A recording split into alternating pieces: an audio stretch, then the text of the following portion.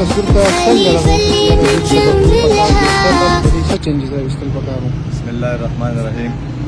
دا زموږ سوات شه موضوع ده، زموږ علاقه ده او شیخ زاید بابا ټول دنیا ته پته ده. الله پاک دې ول جنتونه نصیب کړي. بیا دا هغوی زوی شیخ خلیفه بن زاید النهیان عظیم الله وبخښي، هغو دا یو قسم موږ له یو ګفټ راکړی دی او زموږ دا کلی پې ډېر ښه ښکاري او دا نه بلکې په سوات کې ډېر زیات کارونه عمارات کړي دي، هسپتالونه، سکولونه، مدرسې او دا قسم پلونه. او موږ دلته زوره زه ګورو شیخ زاید بابا د پټو زوړ شوی ډېر زیات، جنډې خرابې شوې وې. نو دا خو لکه زموږ حق جوړېږي، ولې چې هغو دومره د هغه ملک نه راغلي موږ دا سهولتونه جوړ کړي دي.